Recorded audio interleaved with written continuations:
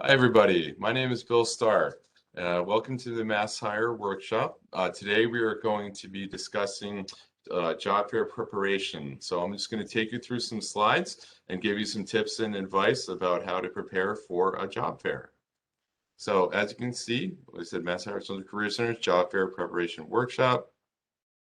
And in order to prepare for job fair, like I said, we're going to just go through some tips and best practices and what you should do before you actually attend the job fair. So some of the agenda items to cover today, we're going to talk about job fair best practices, why you should go to a job fair. We're going to talk about preparation, some of the anticipated questions and responses. You're also going to talk about your 30-second commercial, starting your job search, a little bit about preparing your resume and cover letter. We're also going to talk about networking and some of the things to expect in the overall process. So, job fair best practices. Biggest thing is to be open-minded to finding out a little bit more about every employer participating.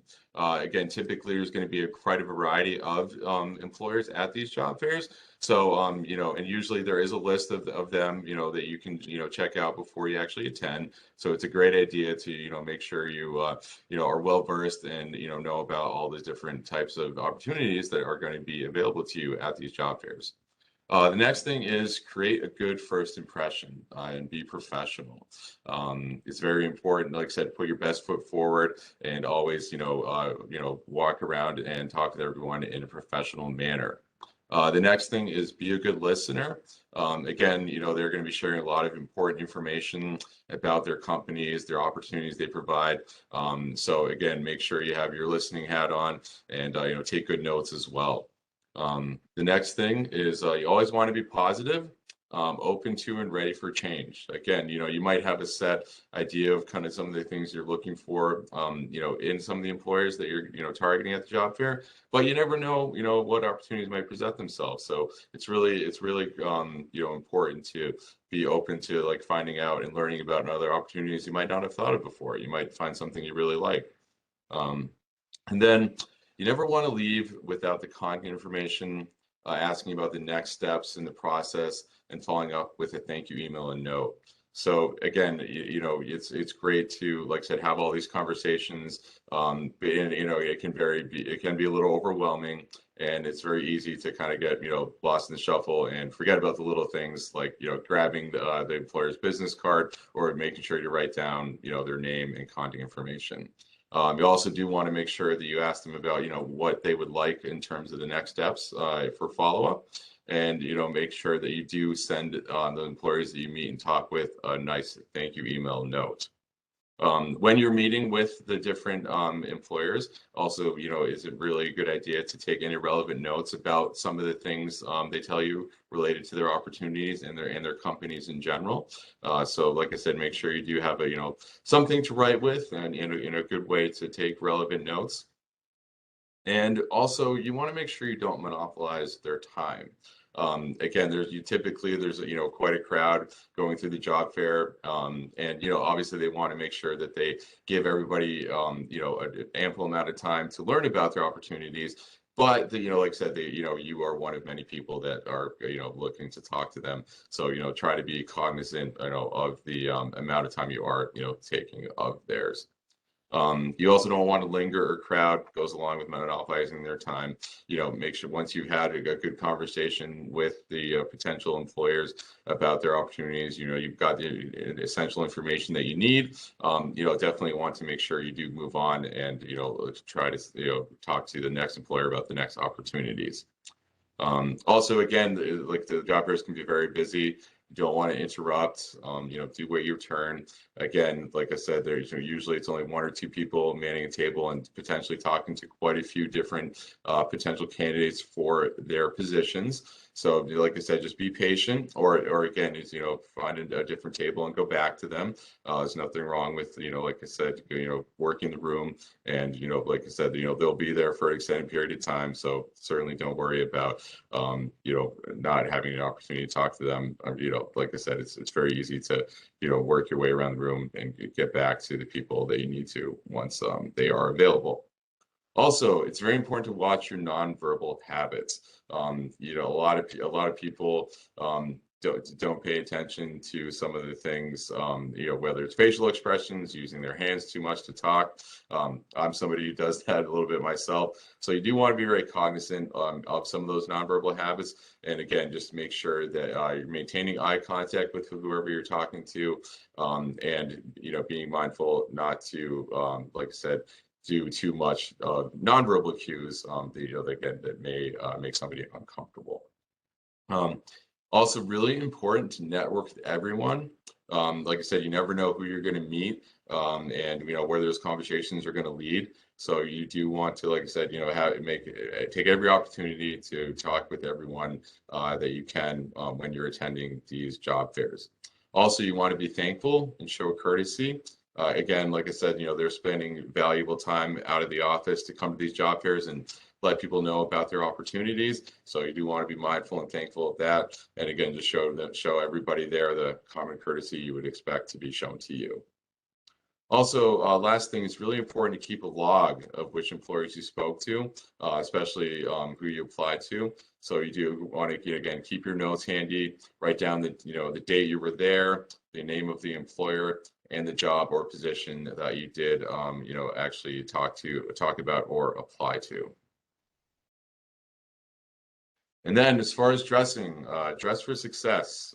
Again, very important to dress professionally. Also, make sure you do wear comfortable shoes. Typically, you are going to be walking around and on your feet, for an extended period of time, going through all, and talking to all the different employers at these job fairs. Sometimes the spaces can be pretty large as well, so very important to make sure that you are comfortable and you have those comfortable shoes to travel around in.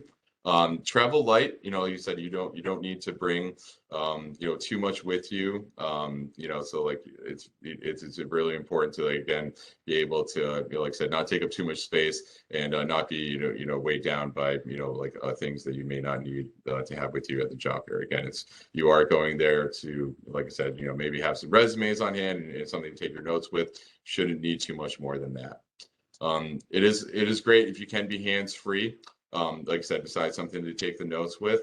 And then also really important to pay attention to your hygiene. Make sure you have a fresh haircut. Your hair is done nicely and professionally. Your nails are clean and manicured. And anything else. Just to, like I said, make sure you're putting your best foot forward and looking as professional and good as you can. And then last piece of advice, we do tell people to go easy on anything scented. Certainly not, nothing wrong with having something as perfume or a cologne or body spray, whatever it may be. Just want to make sure that it's not anything overpowering. And so some of the reasons to go to a job fair.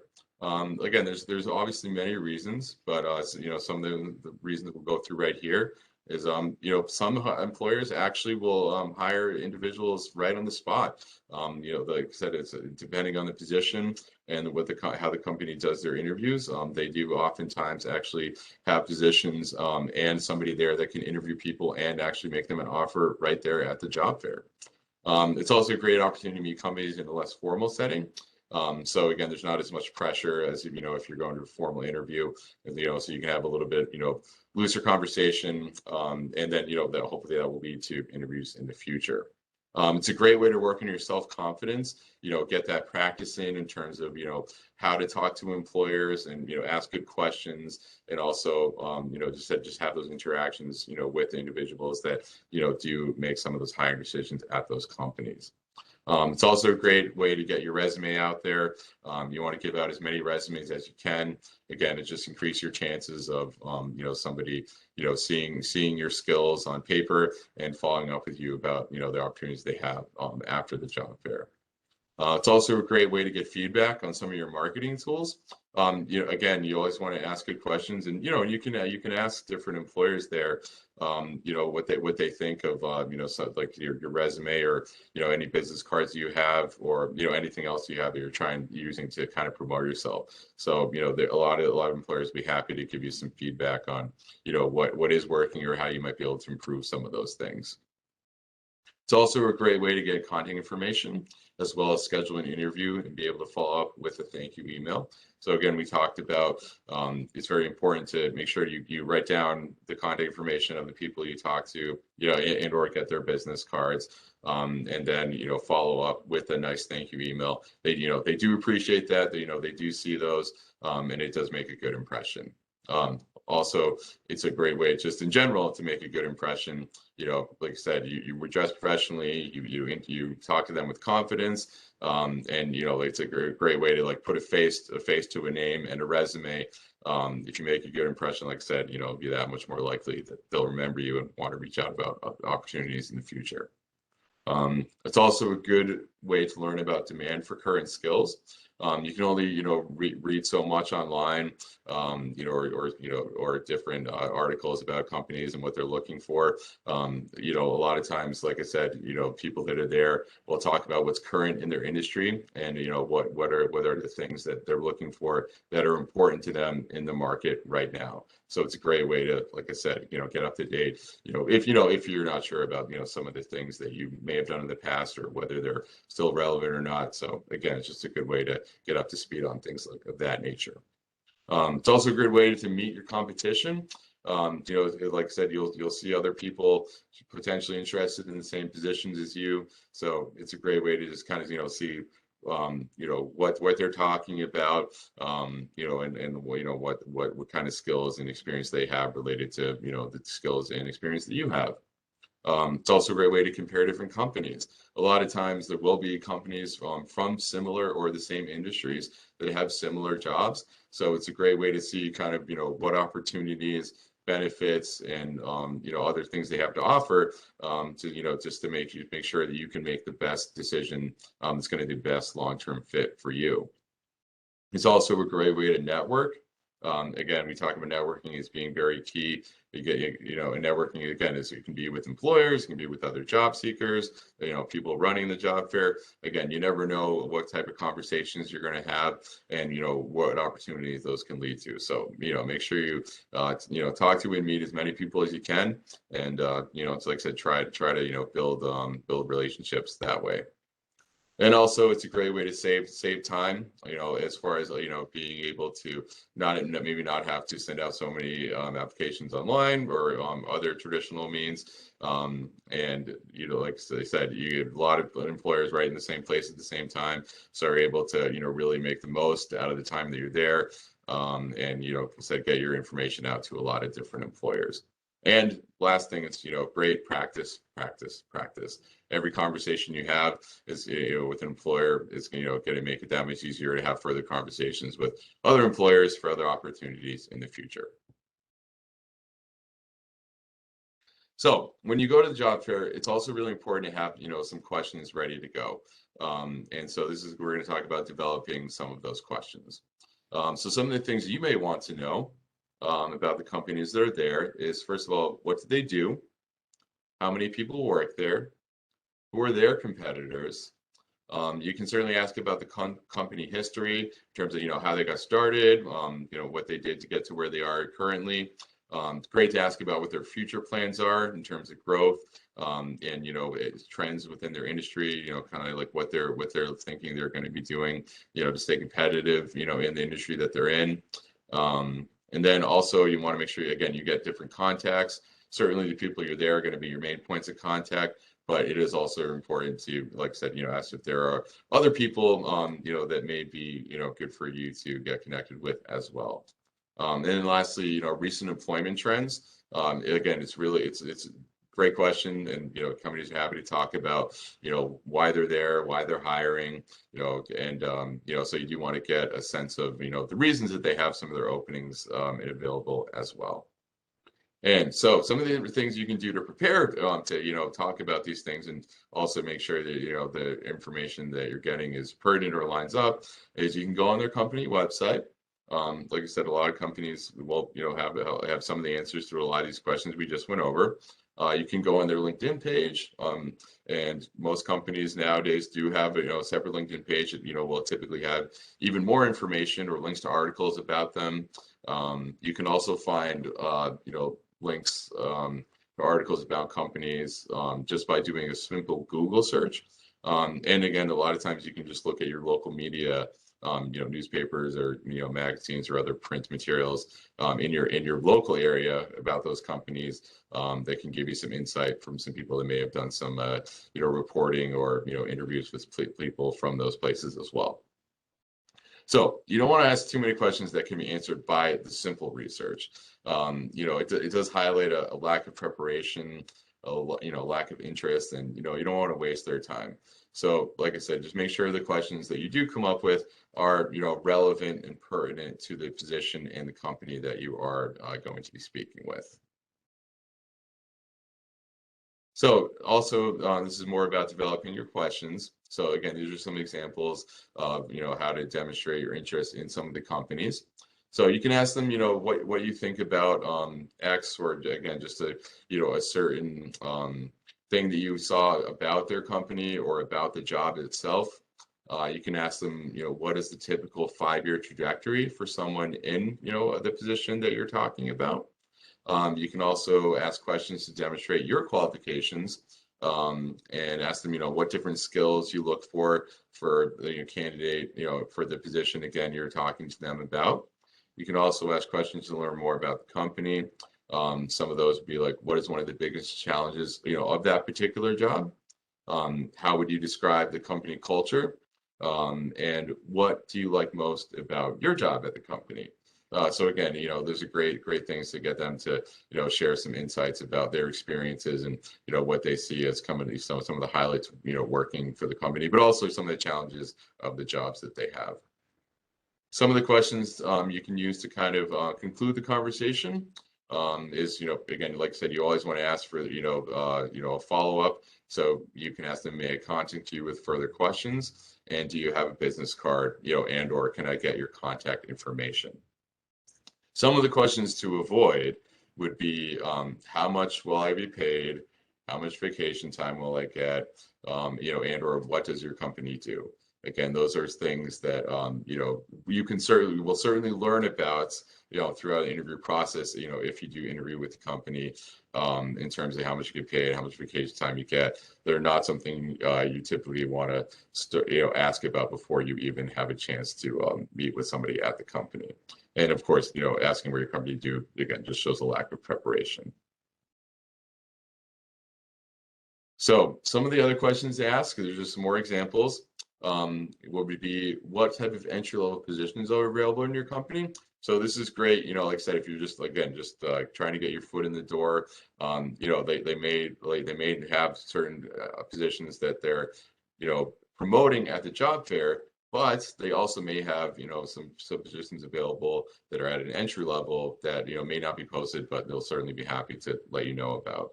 You can also ask, does your company offer any internships or training programs?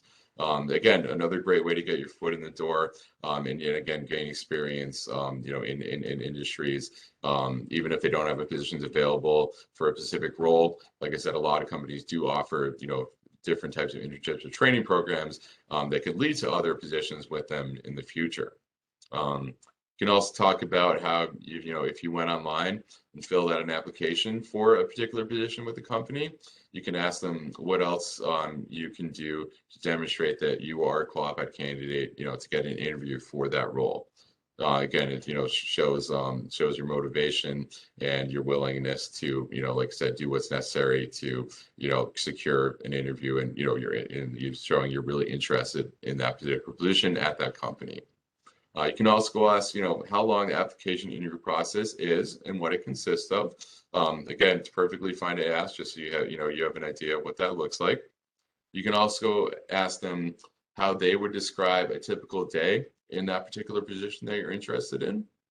You can also ask them, how does the company measure performance for that particular position, and what are some of the company's systems for feedback?